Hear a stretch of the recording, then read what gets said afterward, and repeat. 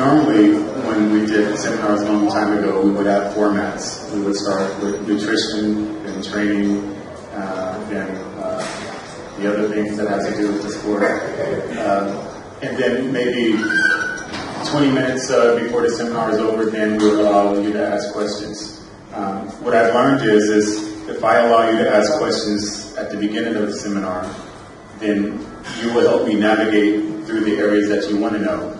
Because there's no need for me to sit here and talk about things you're not interested in. But if I allow you guys to ask me questions for the entire seminar, I can be assured that when I leave, everyone will find out the information that they want to know.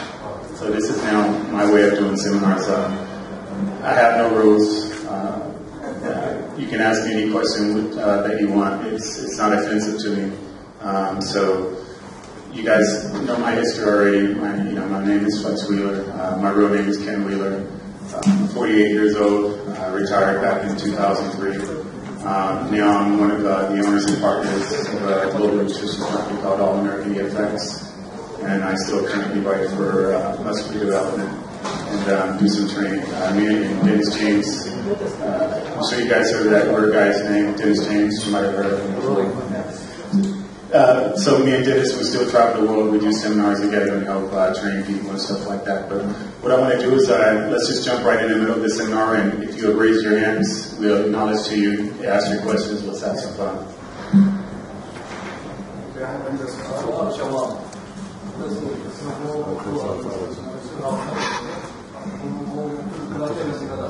لا عادي هو على طول راح يجاوب في سؤال يجاوب الحين بعدين نفس الشيء مفتوح الخط.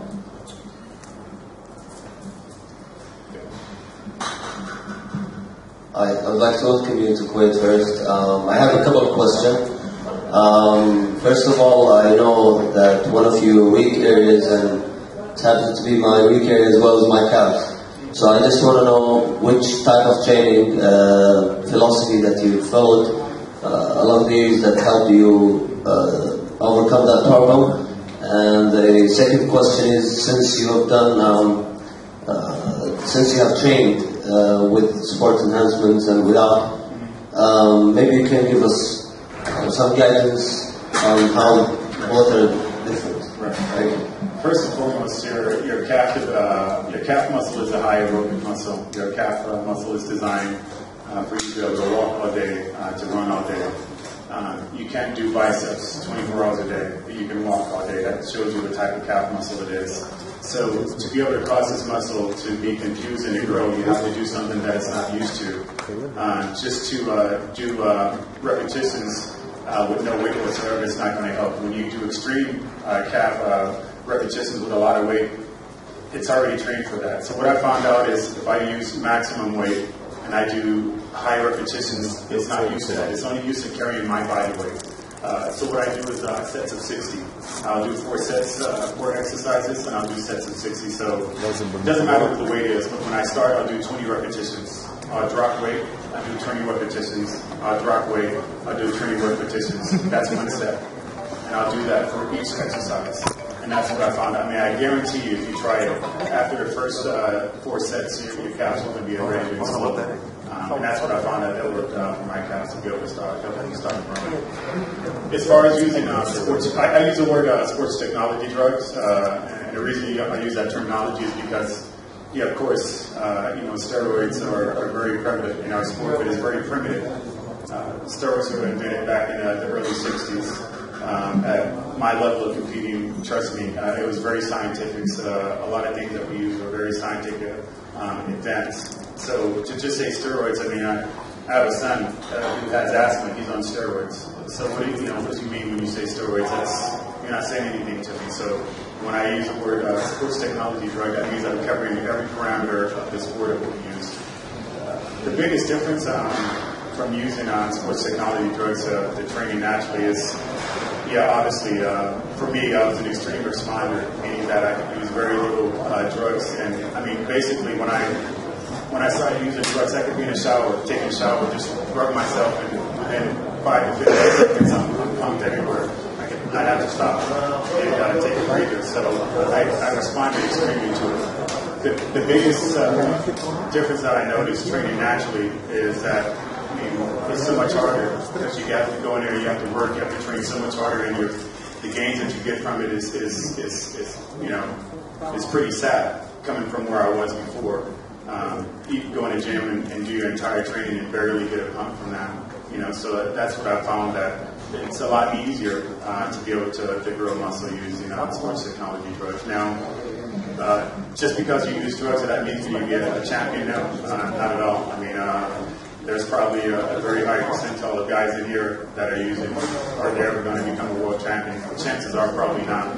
So regardless, you still have to have that gift. You have to be blessed with that gift. And if not, it's going to be a waste of your time to try to achieve that. Listen, it's no sense of me trying to play against Shaquille O'Neal or Michael Jordan. I don't have the gift to play with them, so they would embarrass me. So you have to learn and understand your strengths and your weaknesses, and based on that, then you can achieve your goal. Thank you.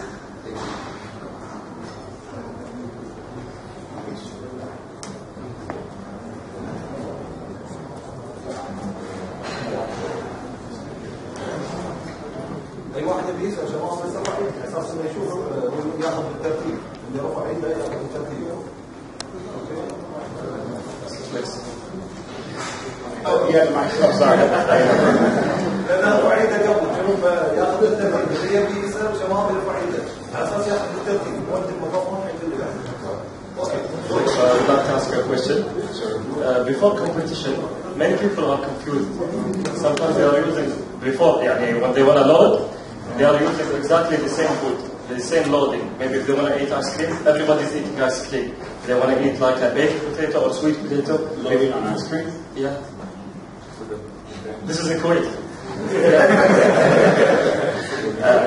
And all of them, they think they don't know there is a metabolism. There's a big difference between me and him, the other guy. Metabolism is different between every guy. And all of them, they are eating exactly the same loading. And they don't know that it's going to be with him good, with me bad, with him good, because, metabolism is different between each other. Someone else, you can explain it. Sure. Now, first and foremost, listen, when you ask me a question specifically about something, you have to understand I'm going to answer that question based on my knowledge and how I feel. It doesn't mean that because this man here thinks differently that he's wrong and stupid and I'm the right person. If you ask me a question directed at me, I'm going to answer based on my knowledge. So don't be confused that, oh, so-and-so told me something, he doesn't know what he's doing. No, you asked me. So I'm going to answer based on my knowledge and my experience, okay? So first and foremost, no, you can't have a diet that's going to work for the same person for everybody. A diet should be engineered based on their body type, whether they're an ectomorph or metamorph or an endomorph.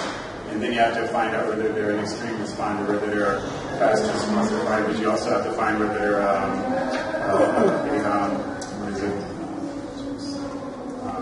how to metabolize food, whether it's slow, fast, or medium. And based on that, you're going to have to find out. Even still more, the diet is going to have to be changed every 4 to 5 weeks, depending on if their body is responding or not. So, no, if I have a blank diet here, I can't give it to all 4 guys. But what I can do is I can have a baseline that I can start everybody off at. And then based on how they respond to the diet, then I will manipulate their carbohydrates or their protein based on that. But no, listen, you have a brother, a sibling? You have a brother? Yes. So does your brother look identically like you? So listen, your brother comes from the same mother and father, and you guys don't look alike. So how the hell is a diet going to work for everybody the same way? So like I said, there can be a baseline to start with. Normally it's either 1.5 or 1 percentage per pound. Yeah, for protein. 1.5 gram of protein and 1 pound. Yeah, exactly. So that can be a baseline, but once we get into the diet, within 5 weeks, then I'm going to know how your body is responding based on the information that you give me and based on the changes that I see that you're doing. So, no, and as far as eating ice cream for loading, this is what's happening. Okay. You know what? At the end of the day, listen, if it works for you, great.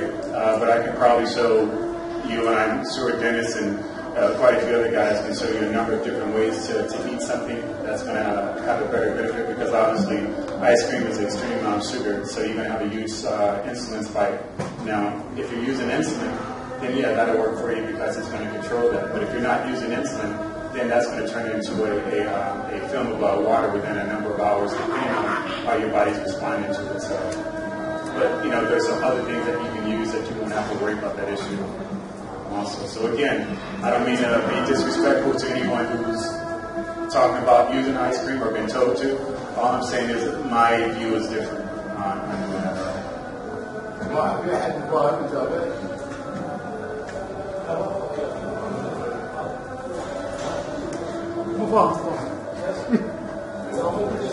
على جبل خلال التلفزيون يقول لك ان لود بالايس كريم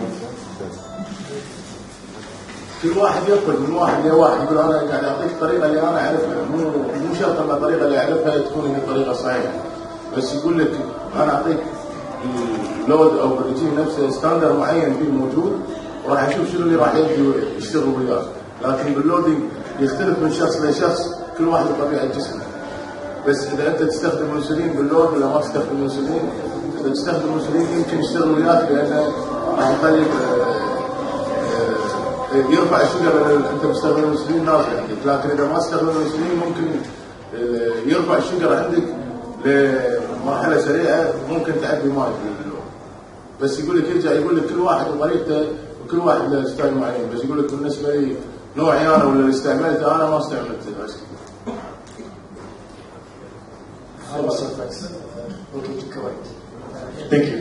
Yeah, okay. It's my question about post-workout cards. Post-workout cards. Post-workout yeah. cards, So you start okay. immediately post-workout. Okay. I hear some other guys who say, no, just use the card 30 minutes post-workout. It's better to, to not crush the growth hormone release after workout. I see other guys, they say no, just use a simple carb post-workout immediately to raise your insulin spike, to push the protein for the muscle. So, your opinion about it? Wow, okay. Listen, you should be eating every 3 hours anyway. And based on that, there shouldn't be a great need to do a insulin spike or a push carbs before working out. I know for my company we have a product that's called Carblin, and it's the #1 carb supplement in the world now. And we've designed it to where you can take it before, during, or after your workout. You can also utilize it for getting ready for contests, and you won't have the water spill or anything like that.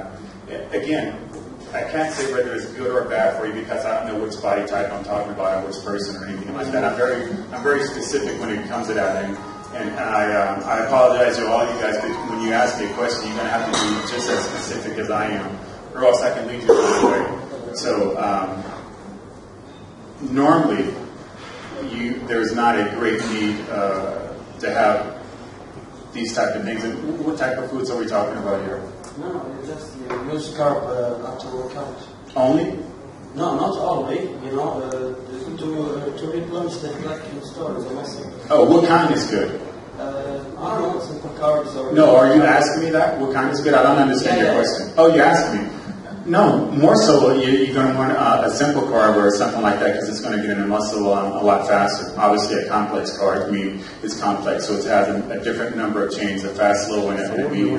That's going to be something that you're going to use like when you have your meal afterwards or something like that. But yeah, definitely you want something that your body's going to respond to very quickly after you finish training. على السؤال لما سألناه من اللي هو اللي ما تستعمل الكارب على طول بعد التمرين حق جورج قال لا ما تستعمله بعد التمرين على طول لا بعد نص ساعة عشان لا تخرب على الجروث هرمون اللي بجسمك. كل واحد بطريقة. Does George want to tell people about ice cream too? نعم.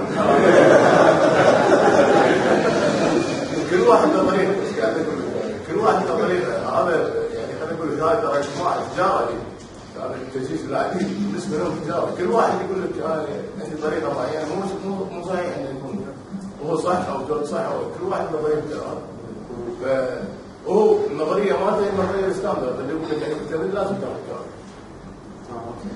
نفس نظرية. هو لا تقول عندي نظرية لما تاخذ الجروث يكون عالي في نفس الجروث. فهمت قصدي؟ عشان كذا يقول لك لما تيجي تاخذ انسولين بالتمرين ما يصير تاخذ جروث 3-4 ساعات أو 5 ساعات. لان الجروث ينزل، عرفت قصدي؟ بس كل واحد بطريقته. انت شنو طريقتك يا فيصل؟ في النهايه كل شيء اقول انا هو اللي انا اعرف حق نفسي، انا مو خبيث. My other thing I want to say to that, and the reason why I'm more specific, okay, what if he's telling you to take a simple carb, but you're trying to lose body fat for a competition? You're not going to want to do that. You understand? Because you're trying to get a lower body fat. So it's a lot of variables that's going to come into that. But normally, like I said, when we competed in our area, we ate every 3 hours. As soon as we finished training, it was time to eat anyway, so we're already eating. And it wasn't a simple carb, it was actually complex carb that we're going to eat along with our protein. I know a lot of people say, well, you know, don't have protein right after you finish training, have a carbohydrates. Normally when you do that, your stomach's going to be bloated, you're not going to be able to then intake the right amount of protein that you're going to have. So I've always believed in you're eating your food together, your carbohydrates and your protein together. Listen, a million years ago, however long ago, when man was evolved, that's the way we were evolved to eat our food together. They didn't eat just their meat together, then their carbohydrates together. You eat everything together. That's the way the body was designed. That's the way the digestive system was designed hundreds of years ago. So that's normally, you want to try to keep the body in a natural harmony, what it's used to. You only want to trick the body for a certain amount of time because the body's always going to figure it out no matter what you do. No matter, like an example, if you take a diuretic to get in shape, the diuretic is only going to work for so long until the body figures out what's going on and it's going to manipulate it, and the diuretic isn't going to work anymore. You're going to hold water no matter what. So you want to try to make the body, keep the body in perfect harmony as long as possible. No, I don't agree with that whatsoever. I believe that you're eating your food right after your workout, not just having a carbohydrate and then waiting a couple hours and then you eat, because I've always believed in eat every 3 hours. My first meal would start at 6 o'clock in the morning, my last meal would be at 11 o'clock at night, and it starts all over again the next morning. All right. Again, that doesn't mean that whoever we're talking about is wrong. I just have a different view on how I did things and how I do things for my guys. All right.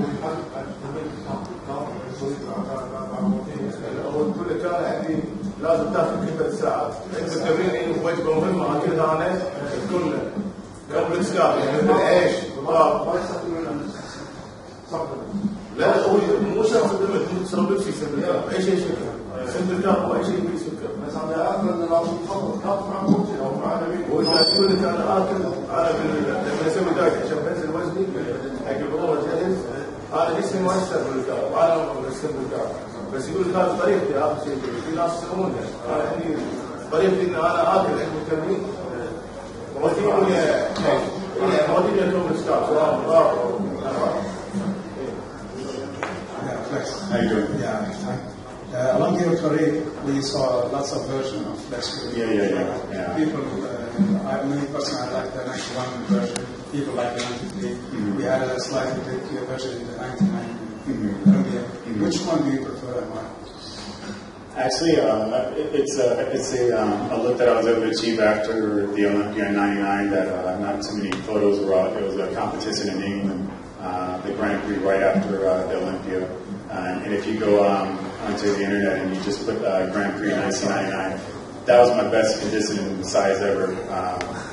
I was 256 pounds, striated glutes, striated everything. Actually, what happened is 1999 for the Olympia, we missed a peak. I peaked a couple of days before that.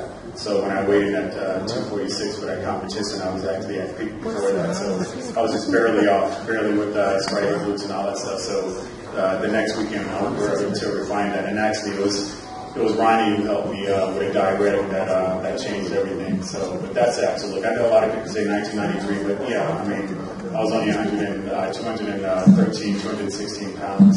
So a bigger version of the guys would be able to defeat me. But yeah, I had a number of different looks throughout my career, and it was basically because I was always trying to refine things and get better, and sometimes I made mistakes along the way. Yes, sir.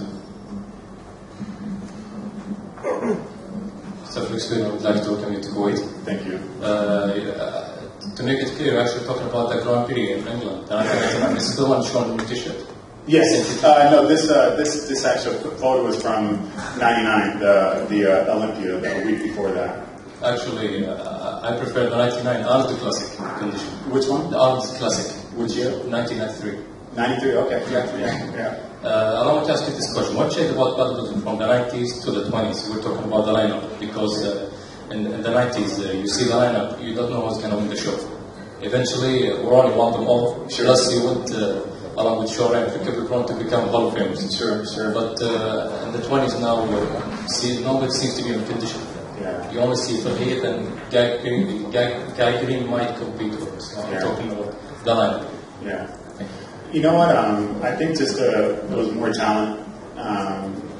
You look at how many Hall of Famers came from the 90s versus probably how many is going to come from this area. I mean, at any given time, you had, Sean on stage, Kevin, Nasser, myself, and a couple, Chris Cormier. You have 5 world champions. So, being that we're all pretty close in competition, if one of us came in a lesser condition, the other's going to win easily. Where now there's a major gap between the guys. You might have 2 top-tier guys and the rest are just rubbish or just background noise. So that's the reason why things have changed. I think also during our era we understood that, if we use drugs to enhance our physique, we understood that nothing's going to outdo hard-ass work. And all of us that started from amateurs and worked our way up. So competing in 40 or 50 shows before I ever turned pro, I was able to harness my skills, understand the sport, and then I started to use enhancers after that, where I think guys now,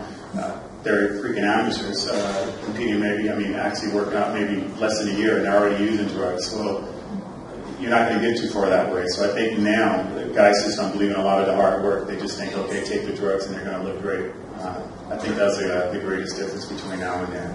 Also for the prize money. The prize money changed from the 90s. Of course, but that's a good thing. I mean, the sport's supposed to evolve. Listen, I'm friends with Lee Haney and all those guys in Richmond Sport. I think Rich, when he won the Arnold Classic, was only 60,000. Now it's 120,000. So that's great that the sport is growing.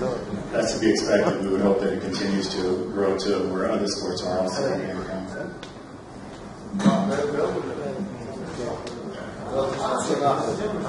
البدايه شو الفرق بين التسعينات جيل التسعينات وجيل التسعينات هذول لاعبين هم نفس المستوى يعني اي واحد فيهم مستوى اقل شويه يطلع برا السته يقول الحين القاب اللي موجود بس لاعبين 2 اول ثاني والباقي بعيد بالمستوى يقول السبب ان المستوى مو نفس اول احنا كنا اول من قبل لا نحترف داخلين اقل واحد 30 20 بطوله قبل لا ندش الاحتراف فعارفين شنو نوع اجسامنا وبعدين يقول لك حتى بالهرمون والمواد لما كنا ما نستخدم من اول شيء فكنا نتعب بالبدايه على الجينيتكس مالنا والاكل كنا نهتم لكن يقول الحين الجيل الجديد تلقاه من اول 6 اشهر ياخذ هرمون ممكن خلال سنه ونص تلاقيه محترف فيقول لك الحين اول شيء ما يعرف جسمه ثاني شيء الهرمون بعتمد عليه اعتماد كلي بالبدايه فما عنده العضلات اللي هي نفس ما هي عندنا والخبره اللي لما انت تدش 20 25 شهر قبل لا تصير محترف.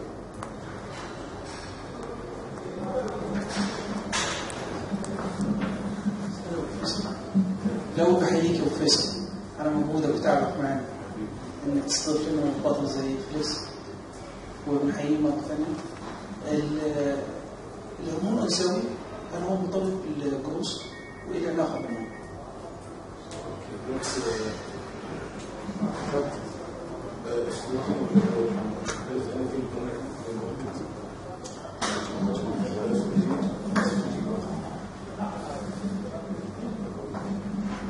Not that I know of.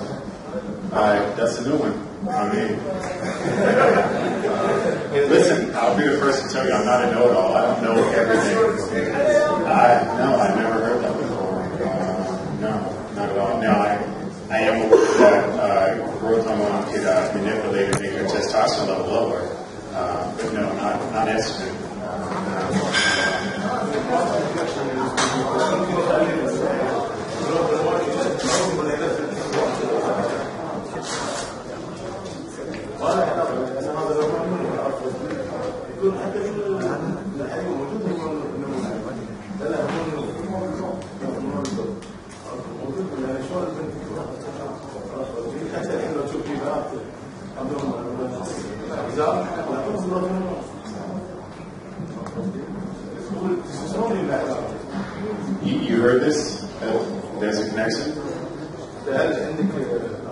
توصل لك معلومه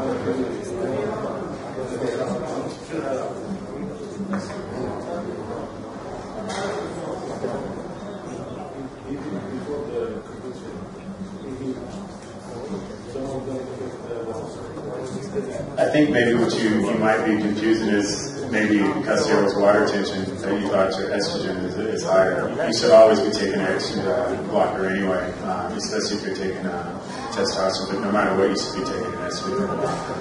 But yeah, that's I've never heard in 48 years that at all. There's never a correlation between the two.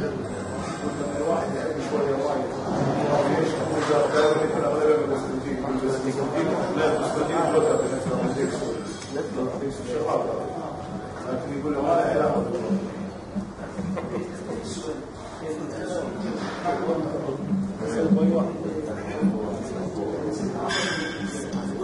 ميكروفون نسمع سعود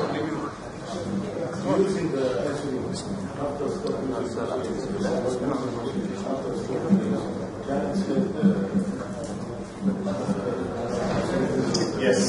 Yeah. Yeah, you know, that's one thing that can repair. I mean, definitely using this can cause you to become a diabetic, for sure. But also understand that just using growth hormone can mimic you being a diabetic, and you can read as a diabetic because of the way growth hormone is put on the system. If you haven't went too far in pushing that, yeah, your body will convert back to normal. But once you go too far, I know it's over with. You'll be a diabetic for the rest of your life.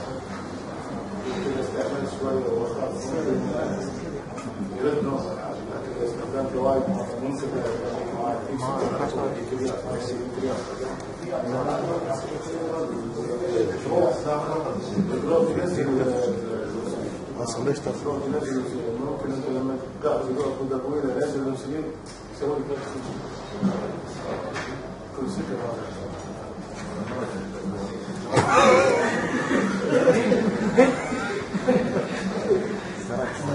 I'd like to welcome you to Kuwait. Thank you. I have a question about the lower body. Actually, a lot of people, they develop the upper body first, and the lower body, they can't seem to have it in shape. I'm not talking about pro. Yeah, just in general. I Yeah, understand. the beginners, the amateur. What's the reason? Is it the training? You know, 9 times out of 10, I mean, to grow legs, you got to be serious. And the other thing is visually, you look at your upper body all day. You know, you wear jeans or long pants and you don't see your legs, so it's unless you're serious, you don't address it. Even for myself, when I first started competing, I just wanted to look good for girls, so I just worked my chest, my arms, and my back, because that's what they see. I wore some nice jeans, who gives a damn? You know, to be honest, you know, but when I started competing, I understood that it was one of my weaknesses. So what I had to do is I started wearing shorts in the gym. Well, obviously people are going to be like, damn, you know, so that forced me to realize that I had a problem. But if I just wore baggy pants all day, then I'm hiding it. So I had to address that problem, and the way for me to do that was to be visual and let it be seen. Some people work out and but they can't seem to get it in shape, like footballer, like, you know, the shape of the cut inside the thighs. I want to know, is there some special training for it? Yes, it's no wonder. There's no wonder during no special training, but it's a lot harder to train your legs than it is your upper body. It's a lot easier to grow a back. It's a lot easier to grow a pec. So look how short a pec muscle is.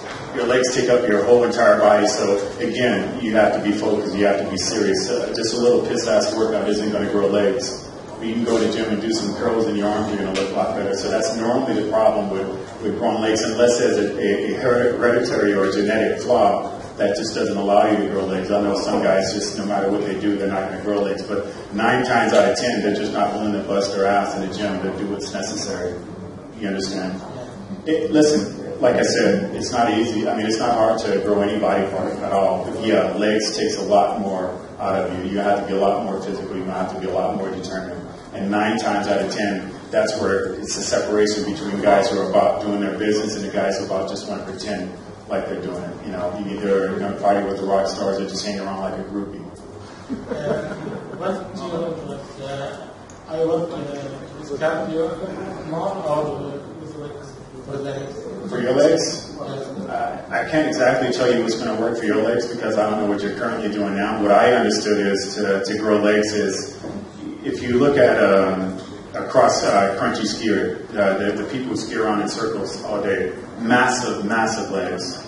All they're doing is repetition all day. So what I've done and what I have my guys do is we do extreme high reps with extreme high weight. So we do repetitions of 20 squat. Listen, say you squat 500 pounds, you can do it for 10. So what? That's not going to grow legs all the time. But you take that same person, you drop that weight down to like 315 or 200 pounds, and you have them do 20 reps. I guarantee they're going to be crying because their legs are screaming now. That's how you grow legs. It's not always how strong you are, it's what you're doing with your actual workout. Okay. You got to give people a shot, man. You're hogging up the mic, dog. Hi, what's up, boys? Welcome to Kuwait. Thank you. My question is, while I'm dieting, how can I prevent my muscles that break down? Eat. Simple, eat. Yeah, listen, if you feed your body, it doesn't matter how much workout you're doing, you're going to have enough. 9 times out of 10, it's just that guys aren't eating enough.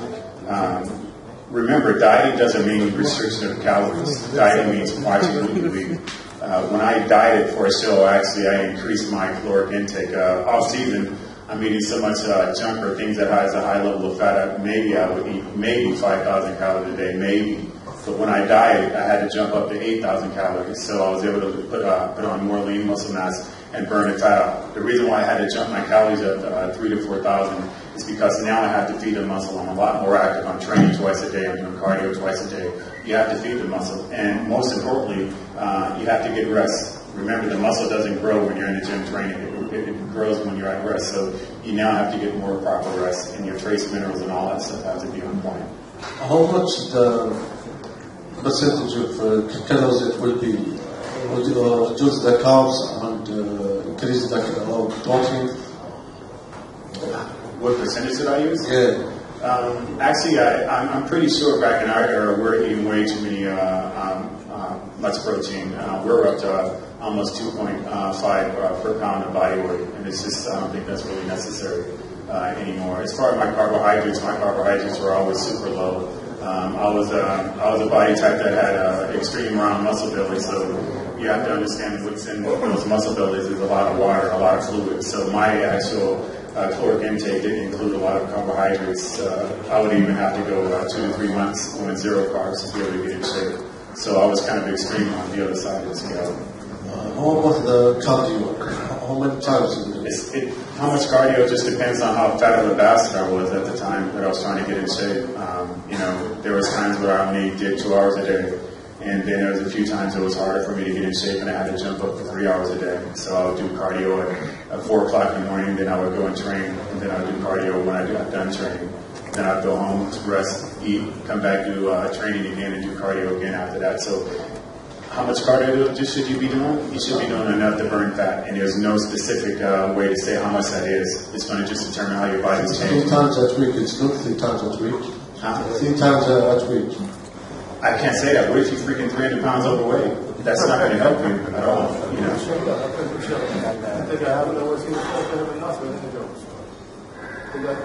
بالنسبه حق الهجم العضلي شنو اكل عشان الهجم العضلي؟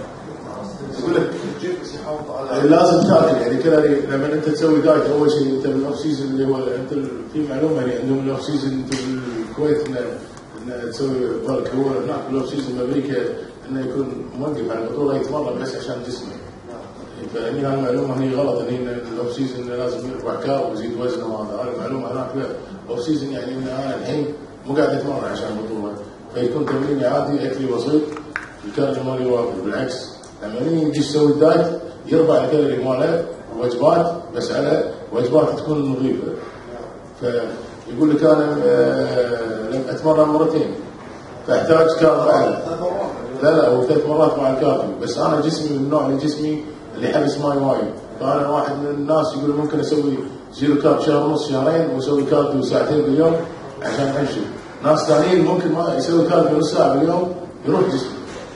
فاي واحد على انت تلقى واحد انت ضعيف الحين انت تعال شوف بالنادي واحد ضعيف مو قادر يمتن وانت متين مو قادر تلعب وما يقدر يسوي لك نفس الشيء. كل انسان له طريقه. عشان كذي امريكا جماعه في شيء في اشخاص يسمونهم نيوتريشن. هذا مو مدرب نيوتريشن. يعني لما تقول لي مثل واحد نفس جورج فرح ولا واحد نفس انت تستفيد من النيوتريشن هو شلون يحسب لك الكالوري على طبيعه جسمك انت.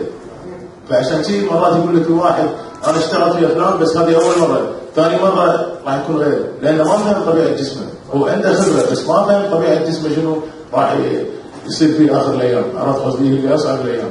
فكل واحد له طريقه، ممكن انت تسوي 3 ساعات، ممكن واحد يسوي نص ساعه. امس انا قاعد اسولف وياه يقول لي ايام ما كنت العب هوني نفس المدرب هو روني، فعطاه رجيمي ما قدر يستحمل 3 ايام. هو يقعد فيني بشهرين ونص مرات عشان اوصل اللي انا ابي اوصله.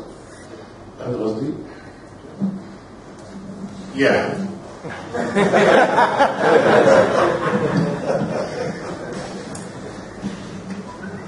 Again, thanks. Hey, how you doing? Fine, thank you. We have a very big problem. You? No. Oh. Most of us. Oh. With the nipples. With what? Nipples. Kind They don't know how to control the estrogen. And they don't know what's the difference between the non-vedics and the femara and the harmonics. There is stuff that can block the estrogen. There is stuff like non-vedics can go inside the receptors and solve the estrogen. Yeah. They don't know exactly what's the difference. Listen, I think first and foremost, from the information I'm getting, is the guys are just taking way too damn much testosterone, period. You know, the numbers that I'm hearing, 1,500 and 2,000 and 3,000, you got to be out of your effing mind. I guarantee you, 10 years from now, you're going to be very, very unhappy with your life. It's not necessary. Listen, say we go to a bar and we're both drunk, and I keep drinking for the next 24 hours. Do you think I'm getting drunker, or now it's going more towards damaging me? Once you're taking enough drugs to create muscle growth, any more than that is just going towards damaging yourself. It is not freaking necessary to take that many milligrams of testosterone. So when you take that many, there is no estrogen blocker that's going to help you, period. Not even the best ones. The only thing that's going to help you is a knife. And I guarantee you, after you have your surgery, and probably in another 6 or 7 months, you're going to be doing it again. But yes, you always should be taking some type of estrogen blocker. There's a million out there. I don't know what's here in Kuwait, but there's at least 4 to 5 that are superior. But if you're overriding that, it doesn't matter how much estrogen blocker you're taking. You're going to have a problem. So I think it's more geared towards the doses that they're taking is the reason why there's so prevalent here. All right.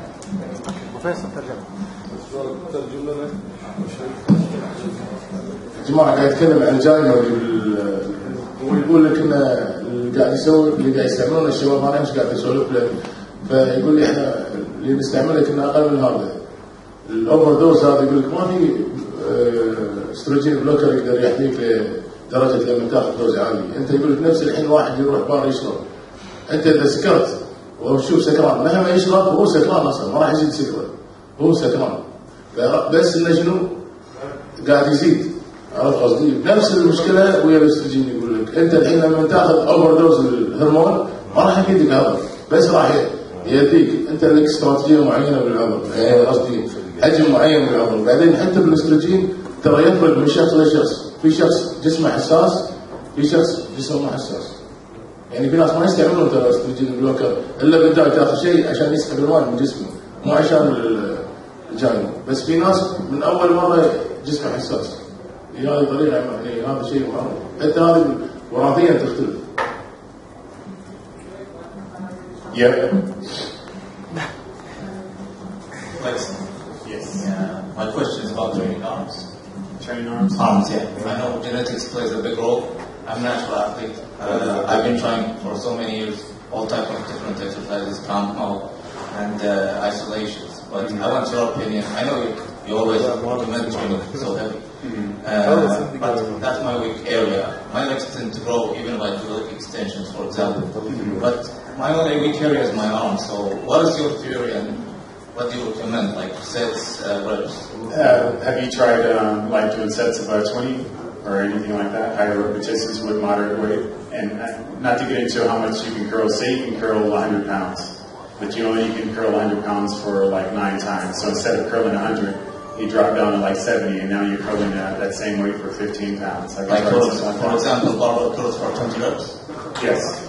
You tried this yet? The compound movements like dips or tricep and it doesn't matter. It doesn't matter. Actually, on the cable, if I'm like cable presses or isolation for the bicep, that's where I go for high, like the concentration groups or the alternative. But and you're still using medium to good weight when you're doing this? Yeah. I really focus on like the negative more than the positive because I think that's more important and the form is really you know what, I'm just not a fan of that, the negative movement and slowing down and I try to I believe in rhythm. I believe that you get into a rhythm and you don't break that until you have to, and then you wait a couple of seconds and you grab that beat and you ride it again. That's what I believe in. I'm just not a fan that of that whatsoever. I tried because I'm a big fan of your DVD mass construction. Sure. So every time I see you, believe it or not, the most thing that motivates me about that DVD is when you scream. Yeah, that's really motivated. So I tried that everything. No, it doesn't work. Did it work? Yeah. Oh, okay, well, damn, you already know. What are you asking me, dog? No. So, listen, to expand more on that, if you're doing a certain movement and it's not working for you, I advise you to continue changing until you find something that works. And you find a particular exercise that works, okay, that one works. Now you find a couple more. So you just cherry pick, and now you're making a workout that's engineered specifically for you. So whoever your fans are or whoever you think have great arms, look at their workout. All right, I'm going to try this side. That doesn't work for me. I take that out with this side, and then you have your workout. If that doesn't work, like you said, bottom line, I'm not a fan of these guys who have great genetic arms and writing a book on how to build arms. Really, they're easy for you. How do you write a book on building arms when they're easy for you? Everyone is different. Yeah, everyone is for him, but everyone's different. Yeah, so I always try to switch it up, but I'm still not trying to get gains. Yeah, you're still not trying to get gains? Gains, yeah. You're still trying to get gains? No, yeah. Okay, all right. So where are we with the question? I'm lost. You just recommend that 20 reps on the compound movements. Yeah. Do you recommend free weights more than isolation? I use all of them. Listen, the muscle has so many different fibers. Yeah. It would be idiotic to only do certain movements and leave the rest of them alone. That means you only got a good outside bicep, not inside. Or if you do certain movements, you're only going to have a good peak, but you're not going to have a lower bicep. I believe in hitting the muscle from all different areas. So therefore, when you turn it from the side or the front, or you twist it around, that you're still going to have a good development of the muscles. So you're going to have to use the variations of all the different movements. I'm a fan of using whatever is necessary, whether it's hard weight, whether it's curls, whether it's a straight bar, whether it's cable, any of those. Yeah, definitely. Thank you. You're welcome, bro. No problem.